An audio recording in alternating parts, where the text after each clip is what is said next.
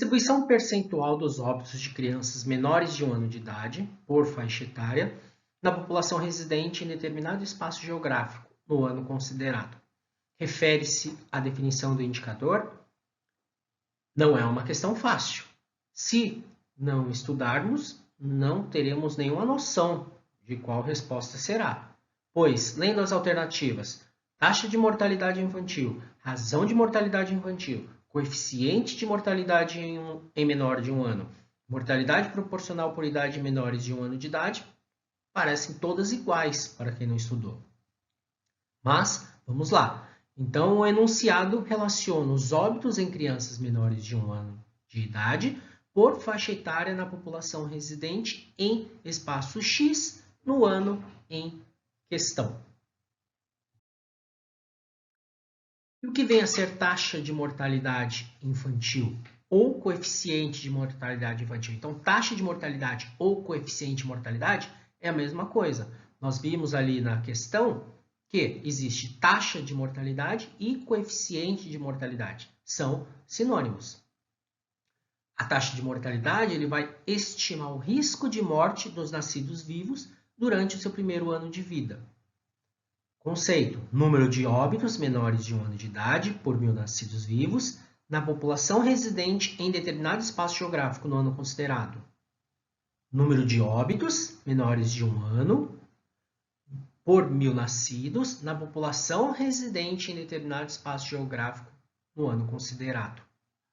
Número de óbitos residentes com menos de 1 ano divide o número de nascidos vivos, multiplicando por 1.000. Lembrando, taxa e coeficiente são similares. Voltando à questão, distribuição percentual dos óbitos de crianças menores de 1 ano de idade por faixa etária na população residente em determinado espaço geográfico no ano considerado. Refere-se à definição do indicador, taxa de mortalidade e coeficiente de mortalidade, vimos que são sinônimos e não se refere ao enunciado, pois ele está relacionando óbitos por faixa etária na população em espaço X no ano Y. A questão correta é mortalidade proporcional por idade em menores de 1 ano de idade. Alternativa correta, alternativa D. Vocês viram, se soubermos pelo menos de algum conceito, vimos que a gente já mata taxa e coeficiente de mortalidade. Razão não é a razão da mortalidade infantil, e sim a mortalidade proporcional por idade em menores de 1 ano de idade. Alternativa correta, alternativa D. Basta apenas interpretar e saber o básico desses conceitos que a gente tira de letra a questão. Se a gente sabe agora que a técnica de Gold-Gates proporciona o bloqueio de todos os ramos, todos os nervos que sejam ramos do nervo mandibular, a única resposta possível é a letra B, porque bloqueio do nervo alveolar inferior, lingual, que é ramo também do mandibular, aurículo temporal, que é ramo do mandibular, milioideu, mentoniano, incisivo e bucal. Todos esses vão estar anestesiados com uma técnica de Gold-Gates. Para a gente verificar fraturas do terço médio da face, agora já voltando para a cirurgia, né?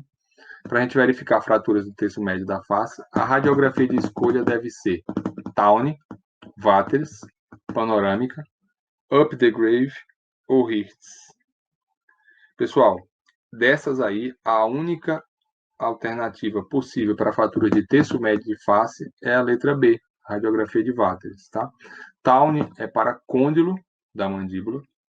A panorâmica, a gente já está mais habituada, a gente não vai ver, por exemplo, fratura de órbita no raio-x panorâmico, mas numa Watters a gente vai ver. Essa Up the Grave é uma radiografia para ATM e a Hertz é para arco zigomático. Então, dessas todas, a única alternativa adequada à fratura de terço médio de face é a Watters ou Waters, vai depender do grau de pronúncia do cidadão. Durante o exame de um paciente politraumatizado, observou-se uma equimose retroauricular. O que é equimose, gente? Um roxo, uma área roxa atrás da orelha do paciente, retroauricular. A denominação desse sinal clínico e sua possível causa são, respectivamente, sinal de Battle, esse sinal de equimose retroauricular, e a causa desse sinal de Battle é fratura de base de crânio. Então, letra C seria a alternativa correta. Vou mostrar para vocês as imagens, né? Então, normalmente o sinal de Battle ocorre nessa região de equimose retroauricular e pode vir associado também ao sinal de Guaxinim, que são esses dois olhos roxos, né? Equimose periorbital e edema. O paciente pode apresentar rinorreia ou otorreia, que é sangramento ou saída de líquor pelo ouvido ou pelo nariz, e o sinal de Battle retroauricular. Isso são características de fratura de base de crânio, tá, pessoal? Então, a resposta correta, letra C, fratura de crânio, ou se houvesse a acréscimo da palavra base aqui, também estava correto, fratura de base de crânio.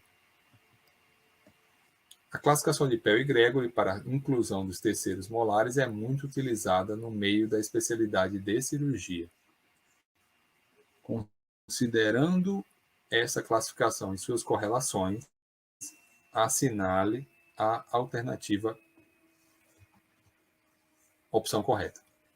Quando o plano oclusal do terceiro molar inferior estiver entre o plano oclusal e o plano cervical do segundo molar vizinho, classifica-se como classe 2.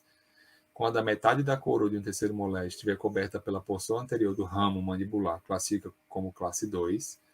Os terceiros molares superiores são classificados em relação ao plano oclusal dos segundos molares vizinhos como classes 1, 2 e 3, ou quando a metade da coroa de um terceiro molar inferior estiver coberta pela porção anterior do ramo da mandíbula, classifica-se como classe 2. Letra D é a alternativa correta, mas a gente vai revisar a classificação de Pell e Gregory também. A classificação de Pell e Gregory se baseia nas radiografias panorâmicas para a gente determinar o grau de complexidade da extração de terceiros molares inferiores inclusos. Então, as classes variam em classes de números quando relacionam a coroa do terceiro molar em relação ao ramo da mandíbula. Então, é classe 1, quando a coroa do terceiro molar está totalmente para fora do ramo da mandíbula. Classe 2, quando a coroa do terceiro molar está parcialmente coberta pelo osso do ramo da mandíbula. Ou classe 3, quando a coroa do terceiro molar está totalmente no interior do ramo da mandíbula. Então, eu coloquei aqui de menos para mais, porque sempre é menos difícil tirar um dente de classe 1 do que tirar um dente de classe 3. Então, o grau de dificuldade aumenta da esquerda para a direita. Já as classes de letras se relacionam entre o plano oclusal e o colo do segundo molar inferior em relação ao terceiro molar. Então, será a classe A quando o terceiro molar está na mesma linha do plano oclusal do segundo molar. Será a classe B quando o terceiro molar está abaixo do plano oclusal do segundo molar, porém acima do colo do segundo molar. E será a classe C quando o terceiro molar está abaixo da linha do colo do segundo molar, sendo mais fácil sempre operar um classe A do que um classe C. Então, essas são as classificações. O dente mais fácil de se operar seria um dente 1A, e o mais difícil de se operar seria um dente 3C. Essa é a classificação de Pell e Gregory, resumidamente. Então, de acordo com a questão, quando a metade da coroa de um terceiro molar inferior estiver coberta pela porção anterior do ramo da mandíbula, a gente vai classificar ele como classe 2. Questão 27. Segundo Souza, a estratégia de saúde da família poderá se constituir um dispositivo de atenção psicossocial eficaz, interferindo nos processos de exclusão dos usuários de saúde mental contribuindo para a desmistificação da loucura. No entanto, um dos principais desafios consiste em qualificar as equipes de saúde mental e de saúde da família, adotar o apoio matricial como instrumento de gestão, incluir os dados de saúde mental nos sistemas de informação da atenção básica, reduzir o estigma dos usuários de serviços de saúde mental. Conseguem perceber em que se sedimenta as questões em relação à atenção básica e saúde mental? Que com poucos conceitos você consegue resolver as questões? Criação de vínculos em relação à estratégia de saúde da família, a atenção básica é a porta de entrada, a atenção básica conhece o seu usuário, a atenção básica ela reforça laços, a atenção básica, por conhecer o seu território e por estar mais próximo dos seus usuários, consegue fazer a identificação de pessoas em sofrimento mental. Esse é o ponto crucial, é isso que a gente precisa entender para resolver as questões de saúde mental e atenção básica. E aí, na questão 27, a gente tem como principal desafio, dentro da saúde da família, a qualificação das equipes de saúde mental e de saúde da família. Você vê que aqui cita até um autor, a gente não tem base, não tem embasamento dentro do SUS para a gente fazer essa ligação entre saúde mental e estratégia de saúde da família ou atenção básica. Vamos lá. Questão 29. O relacionamento terapêutico é uma tecnologia do cuidado necessário para o desenvolvimento do atendimento por uma equipe multidisciplinar, sobretudo pela possibilidade de entendimento das experiências de vida do portador de sofrimento mental. Sobre essa temática, que é o relacionamento terapêutico, é incorreto afirmar que o relacionamento terapêutico, quer saber o que está incorreto em relação ao relacionamento terapêutico. É um instrumento de ajuda e de entendimento do outro. Deve propiciar o reconhecimento de limitações pessoais e potencialidades.